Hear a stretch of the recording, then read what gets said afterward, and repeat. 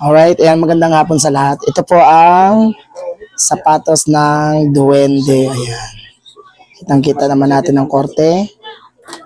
At saka, ito naman po, binigay sa akin ng kakilala kong kaibigan.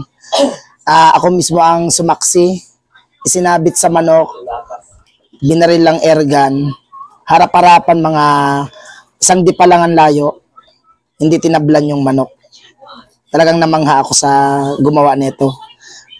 Tapos ito naman po ang kahoy ng sinukuan o ang tinatawag na killer wood. Ito naman po ay pag meron ka nito, iiwasan ka ng mga engkanto, duwende, mangkukulam, ayan. Tsaka isa rin itong mabisang panudla sa may mga gamit.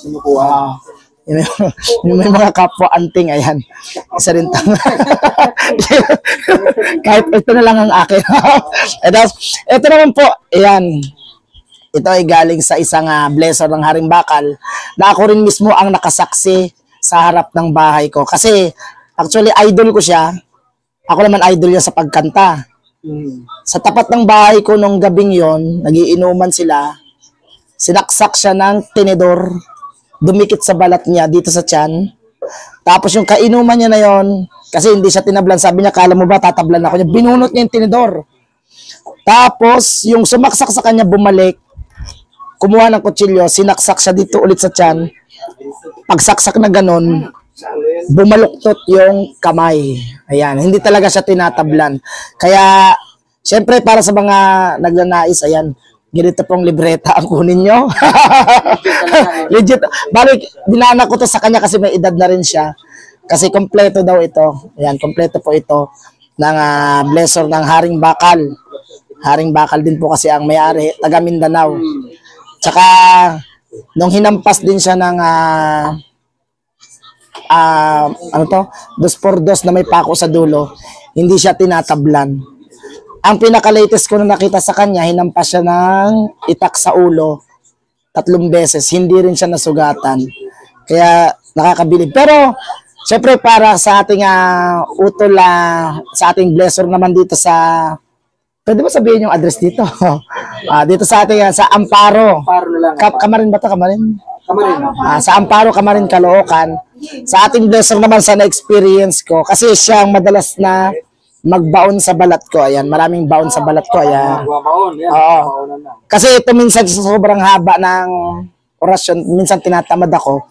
Base sa experience ko nung pumunta ako sa Dingalan, Aurora, nabangga ako ng yung tora-torang jeep, yung malaki, pambundok.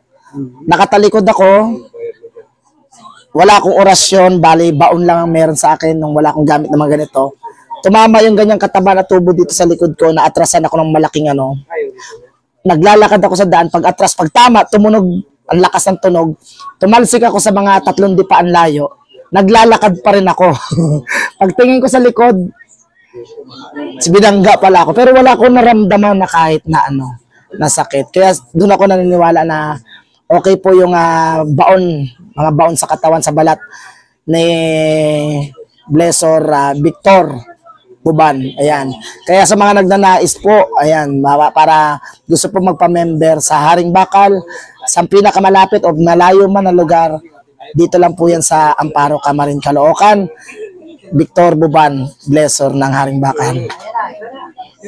At higit sa lahat, ito po ang isa ay galing din po sa ating Victor Buban.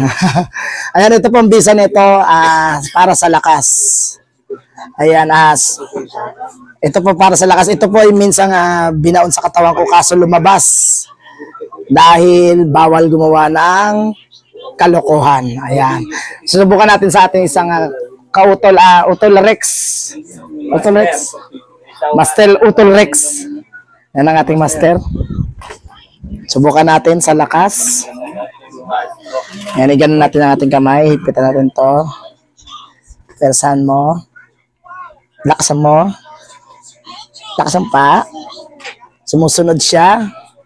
Pero pag nasa kanya, yan ako. Yan.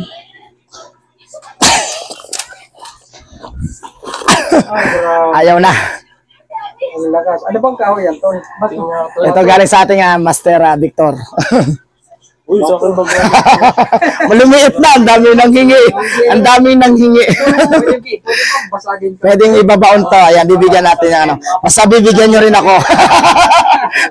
Pwede bang tumipakaunti ka? Pero ang ano na ito, ang alam ko para sa ibang lakas, ano to eh. anong bato yan? Meron pa yung pipihit. Yung pinipihit na ginagawa. Pipihit mo. Umaabot sa kabila. Pero pag wala. Kaso may, Try mo pa yun. hindi ko na alam kung may baon ako eh. Kaya papaulit ko lang kasi lumalabas sa balat eh. Sige nga, pipihit ano. Sige, pumihit ka.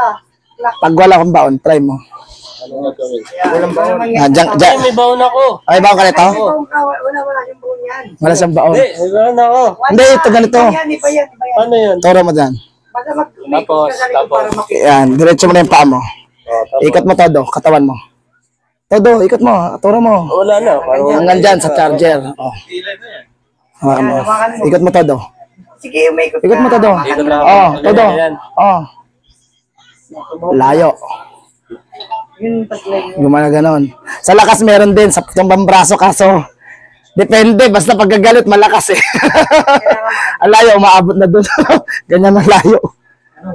Ah! Binigay mo sa akin to dati parang ngipin ng kidlat. Yung naka letter Y. Yun ba yun? Oh, wala na. Ito na lang.